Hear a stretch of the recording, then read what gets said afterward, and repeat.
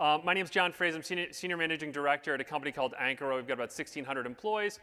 I run our global labor strategy practice. So everything everyone's talked about today are the things that I work on every day. Culture, hiring and retaining, all those issues. It is interesting that we have such a low turnout for this. It doesn't hurt my feelings. Maybe you can all ask some questions. But show of hands in here, how many people think culture matters? How many people in here, hands up, think that culture is the most important thing that they can do based on your role in your company? Almost all the hands. Okay, so I'm going to go through some questions with you. I'm going to talk about our behavior and how we actually act versus how we talk, and we'll see if we're living up to this great thing about employees being the most valuable resource in any company. Okay, but that's me. I look better in black and white, as you can clearly see. One thing is I've got about 30 million data points a week that I collect on people punching in and out by a wide range of industries. Healthcare, manufacturing, public sector, all of these different verticals. You can see them back in February of 2020. We'll call that the benchmark of 100. And what happened to them as we hit the pandemic. This is really important stuff. It's, are people returning to work? And as we can see, almost uniformly, people cannot get past 90% of where they were in February of 2020. Why does this matter? We have all the demand. We have the business for these people, but they've decided not to come to work. Now, a couple of key points. One is, over the last 20 years, we've had a 4% decrease in labor participation in the United States. This isn't a new thing, okay? Just 2 of those 4% happened in the first 6 months of the pandemic, so it was a little bit more shocking. But if you look at healthcare in here, really an underperformer around 80%. So all the struggles you all have talked about today, we're seeing it in the data. Same story. So the biggest threat to American business is the pandemic. We read about this all the time, but I disagree. It's actually something called a sansdemic. This is really important. I'm going to share some data with you about this. But a sansdemic means without people.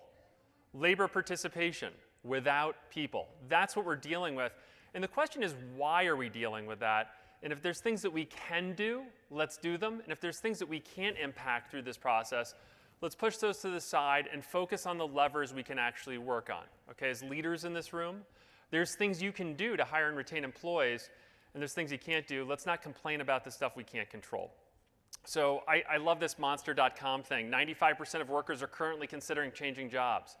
That's because they took the survey on Monster.com, which is a job site. It's stupid. By the way, you all cleared your inboxes out in the last presentation I was in, so thank you for paying attention to this one. I watched you all on your phones. It was great. I saw it. The Microsoft study is much more interesting. 41% of the global workforce is considering changing jobs. Not leaving the workforce completely, but finding another company with a better culture, better benefits, better leadership, all the things that they actually care about. And through technology, by the way, they're able to easily find those other jobs at your competitors that may pay better and have a better culture, right? And so the tools are available. So before the pandemic, 15 million able-bodied Americans were taking some form of government assistance and not participating in the workforce. 15 million. By the way, 60% of those are white. 40% of them don't have children. Okay, so we talk about child care issues and all those problems. 40% don't have that excuse, okay? I want you to focus on these 2 facts, and I want these 2 facts to be the things that you talk about at the cocktail party tonight with all the people, the losers that didn't come to my speech. No, I want you to really think about these 2 because these are the biggest things that you're going to be fighting, aside from Google, which I'll do on another speech another time. But number 1, the average net worth for a boomer household is $1.2 million. That's not ultra wealthy, but they're also not struggling. It's the wealthiest generation we've ever seen. Do they have to come to work for you? I want you to keep thinking about that. Do they have to? Or are you in a situation where you can make them want to come to work for you? By 2030, $68 trillion is going to transfer to these folks. Do they need to come to work for you? Okay, this isn't about the pandemic. This has been going on for a long time. The big one that I love to talk about because it makes people groan about it, and usually sell each other out when we talk about these facts, is 52% of 18 to 29-year-olds live at home with at least one parent. Do they need to come to work for you? Okay? Before the pandemic, it was 47%. Yes, it's become more socially acceptable to live at home, but they were at 47% of 18 to 29-year-olds before this pandemic started. Do they need to come to work for you? This is where I get into trouble. Let's talk about marriage, reproduction, and religion. I'm going to handle that in the next 3 slides. We're at the lowest marriage rates that we've seen in decades. People are not getting married.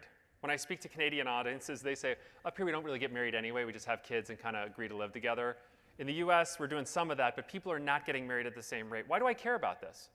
If they're not getting married, do they need to move out of the house? No. I mean, they should move out of the house anyway, maybe, but free country. How about birth rates?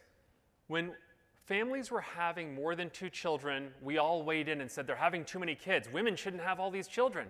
It's irresponsible and it hurts the environment. We love to weigh in on women's reproductive rights. Now they're not replacing the population, and we're saying, how come they're not having as many babies as they should have? Either way, this is creating complexity that some of the experts early talked about with different generations and not having enough or having too many. How about religion? A very large software provider asked me not to present this slide next week when I'm doing a conference for them. They said, we don't really take a position on religion. I'm not taking a position on like being a Baptist or something. What I'm saying is that for the first time in history, less than 50% of Americans are a member of some form of organized religion. Why does that matter? The reproducing of our social fabric. My parents did this, so I'm going to do this. Every week we go to church or synagogue or mosque, and we're in a community where we talk about how we behave and what we do. Less than half of Americans are now a part of that system. You know, you look at 2000, it was 70%. What does this mean? I'm not concerned about what you believe, and I am concerned that our social fabric's changing, whatever your faith is, because it creates instability, right, as a organization trying to hire and retain. 850,000 prime-age working males are out due to drug abuse. Opioids, 850,000. So you're not going to be hiring those folks. So we said, listen, it's really all about the checks, okay? And I'm not going to weigh in on politics. We had enough concerns about that earlier. But 26 states ended the federal pandemic relief, the $300 a week, early, before September 6th. How did they do with return to work? It turns out they saw no additional return to work. The pandemic federal relief, $300 a month, did nothing to keep people out of work. Nothing.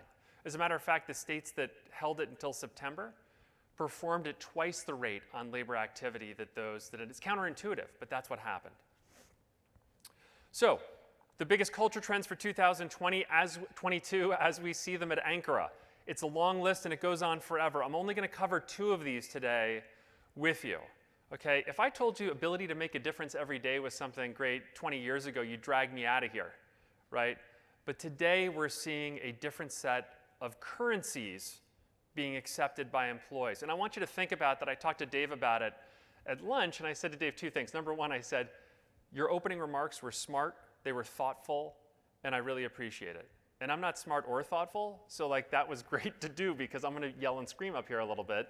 But I thought they really were because we talked about compensation, and I said in that flower he showed, we need to broaden what compensation really means. What is a currency? Is feeling valued a currency? I think it is. How about saying thank you? That's actually a currency for employees. The ability to make a difference every day. How about what I call the Google effect? Access to information in a useful format so I can make better decisions faster. If you don't do that, you're failing, okay? Access to information in a useful format. By the way, that's Google's whole business model. I know it because I had to give a speech after an executive at Google, and she got a standing ovation, and I knew I was in trouble because she talked about this amazing thing. I don't care if it's YouTube or Gmail or search or anything. Access to information in a useful format. Your employees expect this every day because they get it at home. What happens when they come to work for you? Do they have that same access? Can they make a difference? Okay, so I had to really narrow this down. Yeah, I've got 20 minutes and 20 seconds, so I had to narrow it down a little bit. 2 big ones in 20 minutes. Communication is a currency. And I'm going to share some interesting things that we found about communication. And then barriers to employment. This one is fascinating. Are people that want to work for you being hijacked by other companies in the search process? And the answer is absolutely yes. ZipRecruiter, Jobs.com, LinkedIn, Indeed, Glassdoor, all of them are getting to the prospective employees you want before you are. We'll talk about that at the end. I'm going to sneak in a conversation about earned wage access. Does anybody know what that is? Show of hands. Earned wage access. Anyone? I love it. You're all in so much trouble. And I'm going to talk about it. It's coming in the next 12 months. This is going to be a reality that your employees are asking for all the time. When I work today, I want you to pay me today. I already earned the money. I earned it. Are you my parent? Are you going to hold it for me until the end of the week? No. I earned it. I want access to it now. It is a major emerging trend in your space specifically, but a couple others as well. So why is pay not one of my top categories? Anyone? Why not pay? All right. Because even the employees that you overpay think they're underpaid. Payscale.com did an amazing study, I think. They went out to 70,000 people and they said, how much do you get paid?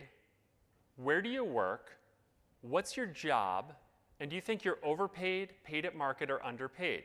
For those that were definitely overpaid, 35% thought they were underpaid. You're not going to win with those folks. You cannot buy your way out of this. By the way, the other side of my business is turnaround and restructuring. You don't want to talk to those guys, right? And buying your way out of this, wages only go one direction, right? If the labor market loosens, we don't then say, you know what, how about we take $5 an hour away from all of you? Cool? It doesn't work. You've got to find other currencies. People are paid at market, 64% think that they're underpaid. So how do you treat your employees? This goes back to Dave being thoughtful and me not being thoughtful, just so we're clear. So I hear people say this all the time. We believe people are every organization's most valuable resource. But when I see what they do, right, I see something else, negative engagement. Sometimes they don't even mean to do it. So I was asked, not by a healthcare company, but by a big global consumer packaged goods company, to be their keynote speaker in Las Vegas. 350 people were flying in from all over the world. And the CEO said, I want you to talk about engagement with them, but you can do anything you want. And I said, I can do anything I want? He said, anything you want, but I want you to really get the message across that this engagement thing is important. So this is what I did. I walked in, got up on stage, and I said, folks, you probably don't know why you're here, but I'm going to tell you, I worked with your CEO, and he doesn't think you're all very smart. He actually thinks you're stupid. And I'm the smartest person here. So I'm going to spend the next 45 minutes trying to get you smart. You're not going to be as smart as me, but you'll get smarter by paying attention. Either way, I'm the smartest person here.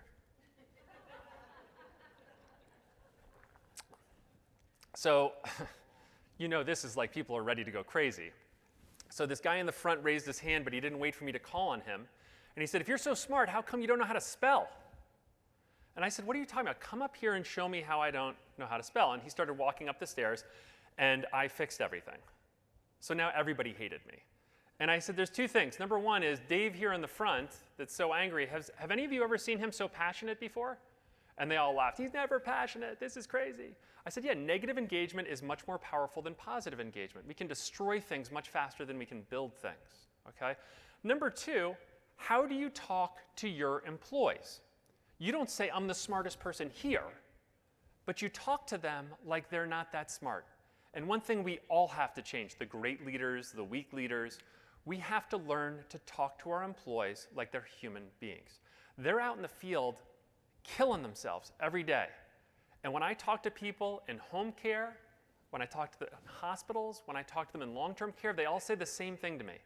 They say, our leadership team has no idea what goes on out here. None. I'm telling you, if you're in the C-suite in a company, at least 50% of your time should not be in your office. It should be out in the field learning what's going on. You will learn more there than anywhere else. Okay? And frankly, your employees deserve it.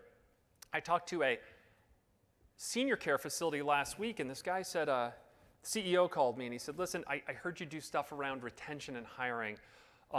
We've got a little bit of a problem, but I'll tell you, for the best places to work survey, we're one of the 100 best places to work, and we got the stamp, and we're super excited. So our culture is good.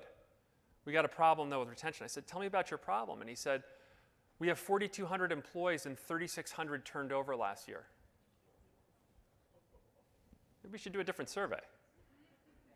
These surveys, and frankly, just full disclosure, I think the Great Places to Work, not the best, but the Great Places to Work survey is very effective. I like it. But you can't just look at the results and say, I got a stamp. It's crazy. And they segment these things. So like we're a Northeast long-term care with less than 5,000 people. We're in the top 100. There might only be 82 in that category. So we got to be careful. Okay, point being, these are human beings. Let's treat them as such. So what happens when you don't treat them well? I worked at, by the way, I was on Indeed.com. I was researching a healthcare organization, and I wanted to know what people were saying about them. I don't know, do you folks go to Indeed.com and Glassdoor.com to look at what people say about you? Don't go to Google, by the way, because only truckers, it's a weird thing, they're the ones that use Google reviews. Everybody else, Indeed and Glassdoor. They'll say things like, the break room was terrible and I had to wait 6 hours for the truck and the vending machine's bad. Like, that's not super helpful for what you're trying to accomplish. So this is one that I loved. I worked at blank full-time less than a year, okay? Benefits, catered lunches, a nice building. What didn't I like? I would have gladly traded every free lunch, every free snack, and every day of unlimited PTO for a genial, approachable team leader as opposed to the non-genial, wholly unsupportive, unapproachable, abrasive, snarky boss I had. This is where it gets really good, by the way. I like this sort of like Hollywood tie-in. This jerk could have written, produced, directed, and starred in Horrible Bosses 1 and 2 and any other sequels. I understand she's no longer with the company. Good. I'm sure the office is more pleasant now. Too bad she didn't leave before I got there. So what company do you think this is? Well, it turns out, and this is a true story, I accidentally clicked the wrong button on the Indeed.com website, and I ended up at Indeed.com's reviews. They're not safe from the platform they created. We're all in trouble. None of you can hide from this. And if you try to say something like, we're sorry you had a terrible experience, but we've made a lot of improvements, 50 people will pile in under that and say, that's not true, it's still terrible here. So you've got to be careful. So what happens if you don't care about them at all? Man skipped work for 6 years and no one noticed until he won an award. True story. Not in this country, so don't worry. They came to give them the award for 20 years of outstanding service. Everybody hated this guy. And they said, where's Dave? And they said, we thought he died, but nobody liked him, so we didn't go to the funeral. And they said, we've been paying him, so what's going on? And they had the award, like the plaque. The whole team came in, and his desk is empty. He just decided to stop coming to work. And they sued him, and the courts decided because the company was so stupid that he only had to pay one of the 6 years of salary back. But again, things can get bad. We can't just talk the talk, which, by the way, I think we're all pretty good at. The walking the walk is where we all fall down, okay? So one characteristic separates companies rated highly from everyone else, around communication. Okay, by the way, if you look in your sector, 39% of your employees say that you care about them. 39%. 33% say that you're good at communication. That's not the bad number, that's the number, okay? So when we looked at about, I think it was 150,000 respondents, we found some anomalies. There were some companies that did very well around care and communication. Now, they all did the emails and the town halls. They all had message boards that had different things up, digital message boards. There was only one, well, there's two differences that are under the same category. Asking questions, and this is fascinating. Employees think you're a great communicator if you don't talk to them, but you listen to them. If you ask them questions and listen to what they say, they're going to say, wow, that's a great communicator. But we don't. We talk to them. And by the way, we talk to them in large groups because it's too hard to talk to them one-on-one. I'm an executive. I can't talk to 3,000, 4,000, 5,000, 10,000, 80,000 people. So I get them all together in a group and I say thank you. And by the way, it means nothing when you do that. It means absolutely nothing. As an individual contributor in a company, they want to know not only that you're going to say thank you, but that you understand what they did. Okay? And if it can't be the CEO, maybe it's a vice president, maybe it's a supervisor, but it has to be authentic. Okay? So real reason. You don't just say thank you. They have to do something, and you say, wow, I recognize that you went above and beyond, and I wanted to take time out one-on-one with you to say thank you. And I want to ask you questions. How are things going? What's not working here? Leaders are afraid to ask a lot of questions because they know they're going to get a lot of complaining. The good news is after about 6 weeks of asking questions, employees get tired of complaining and they start talking to you about the solutions. It takes about 6 weeks. They also don't know how to talk to you, by the way. When you come talk to them one-on-one, it looks like they're going to pass out. They're like, am I getting fired? No, you're not. We're here to say thank you. So Servicon is proof. I'm going to take this slightly out of your space. Servicon is a janitorial company. The typical turnover in janitorial services is 300 to 400% a year. Okay? 300 to 400% a year. If you're cleaning toilets, you're mopping, you're doing these things. Servicon, they do those same things. They're in California. Their turnover is 34%. 34% cleaning toilets and mopping floors. What do they do differently? They're out saying thank you, they're asking questions, and they are responding in an authentic way to their employees. And it's exhausting. This is not easy. That's why most of us aren't doing this. It's too much work. Well, if we think that culture is the number one thing in our companies, it doesn't matter that it's so much work, right? It matters that we take 50% of our time and dedicate it back to the workforce. By the way, fire those meetings, okay? So walking the walk versus talking the talk. Employees in one of the surveys we did said, you know, we've got this culture of enablement. They tell us all this great stuff, but we don't have access to any information. And we can't consume the information we have, so this is a problem for us. I like it, gets me into trouble, but Chris Webber, University of Michigan, he called the timeout he didn't have. I'm a University of Michigan fan, by the way.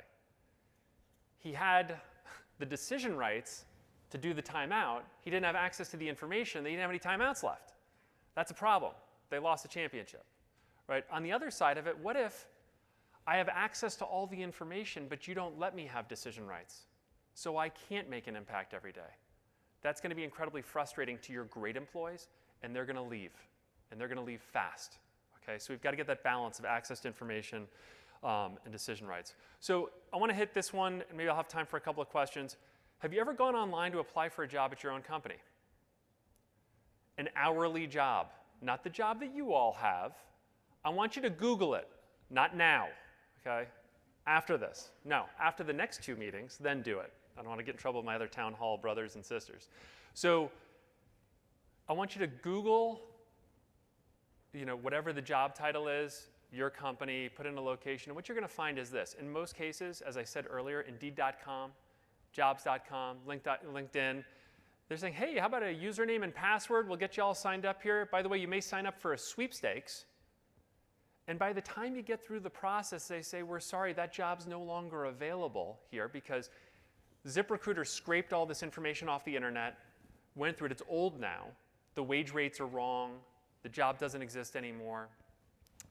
And it says, sorry, this isn't available, but you know what? Here's 3 other jobs at competing companies that are available. And they pay ZipRecruiter $53,000 a year to be a member of their group. So what I'm saying is, I mean, you can get in bed with the criminals. They're not criminals. But you can get in bed with the troublemakers. Or you can find other ways to use SEO effectively. But I'm telling you something, you're not even getting a chance to talk to the majority of the people that want to work at your company. Now, 25% of employees in healthcare find that job through your website. And I can tell you, your websites suck. You know it, I know it. I click 42 times, I might get to where I'm trying to get to. There's a great mission statement, but it has nothing to do with what I'm looking for. So if 25% are there, let's fix our own company websites and let people apply there, right? 25% find them on LinkedIn, and 50% is a range of other places, okay? So think about those realities. But I just grabbed this one, and, you know, I looked up jobs at Pepsi, right, because I didn't want to do anything in your industry and get in trouble with this group. And Snag-a-Job, ZipRecruiter, LinkedIn, the Muse, all this stuff. I did it at Wells, which is the largest ice cream manufacturer in the world. Doesn't everybody want to work at an ice cream plant? Well, it turns out it's really hard to get people, and one of the reasons is, you know, you go to jobs.com and you end up at Fidanto. By the way, Chewy's hiring. Look in the corner. They're already trying to give you another idea. Don't go to Wells, which is what you Googled. Go to somebody else. Okay, so again, people are hijacking this process for you. So earned wage access. As I said earlier, earned wage access, and I'm going to finish on this. Any questions, love to take them. I was going to talk, by the way, about shift schedules today, which is what I spend about 50% of my time on. Alternative labor strategies and shift schedules. If you're interested, come find me and I can send you stuff. But I spend a lot of time on that because it matters. Is a 12-hour shift effective? Is it safe? What do employees want? What about aids? Where are we going? Nursing strategies, all that stuff. So earned wage access. This matters. It's happening. There's a company called PayActive, and I don't think they're a sponsor. I'm not trying to promote them, that is actively working with the largest payroll and time and attendance companies in the world so that we can give employees their pay every day. Your payroll teams will freak out, okay? They don't like doing it once a week or once every 2 weeks. But think about this as a differentiator. You've got people that make $12, $15, $18, $20 an hour, and they have to wait a week or 2 weeks and take out payday loans and do all this other stuff to try and pay their bills.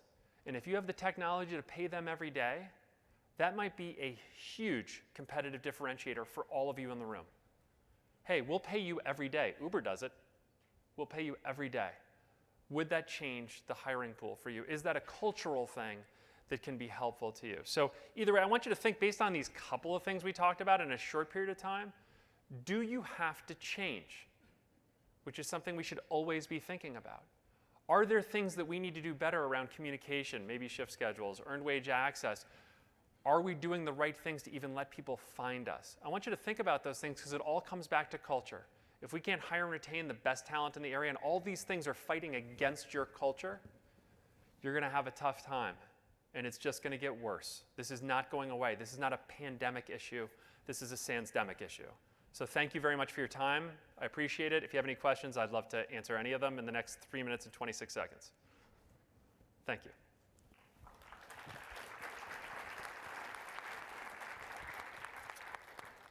Yes, sir. First, thank you. Incredible information.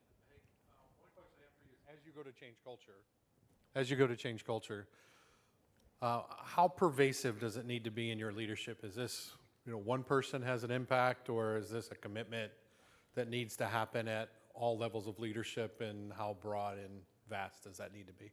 That's a great question. So the challenge is this. It needs to be at every level of the organization, including your hourly employees that are not leaders. We need to have that same commitment from everyone. The challenge is it starts at the top, and the people at the highest level of the organization don't think they're accountable for this. They want it to work, but they don't think that's the best use of their time. Not because they're bad people, but because they're doing other things that they think are more important. So if we can change the mindset there, they'll set an example all the way through the organization, but everyone has to participate. If you don't think employees, and by the way, I've asked companies, do you think people are the most important resource that you have as a company? And sometimes they say no. And I say, okay, let's talk about it. But we need to get alignment around that question first. But from the top to the bottom, everyone, and as leaders, you can start canceling meetings. Okay, first of all, we don't need 50 people in a meeting that requires 2, but we'll do that another day. But we can start canceling some of our meetings, make them shorter, and tell your people to go out and ask questions. Let's go learn from the people that are actually doing the work every day. Thank you for the question. Yes, sir. Hey, how you doing? That was great. Thank you. Thank you. My question is around workforce hybrid strategy. So as we're kind of unwinding from the pandemic, going into steady state or endemic or whatever you want to call it, looking at work from home and also work from anywhere strategies. There's a lot of interesting opportunities to be able to hire people in other cost centers or cheaper places to live, et cetera. But how do you create culture from people that are working virtually and keep that cohesiveness or keep what you had before, from a fully in place environment? So thank you. The first thing that we do at Ankura is we say everybody's got to come in on Wednesday. And I never get to because I'm on an airplane flying somewhere. I was on 146 airplanes last year. But I try. They have like a free snack or something they give. It's pretty exciting stuff. But that's one. Number two is there's a guy named Aaron Ain who's the CEO of UKG. I know they're a sponsor. I'm not promoting UKG. I'll do that at cocktails. But Aaron is an incredible leader, and what he says is this, and this has to do with the remote story. He says we spend a heck of a lot of time screening people to say, you're the right person for the job, you're hired. And then we say to them, now it's time for you to earn my trust. Didn't we just go through the hiring process and I hired you, so I should trust you to start with? We have a trust problem. We don't trust remote employees. And if we don't trust them, they probably shouldn't be in your organization, and it's a tough change. We're used to saying, I don't trust any of these guys, but I've got great technology and I can figure out how many times they hit the keypad in the last hour.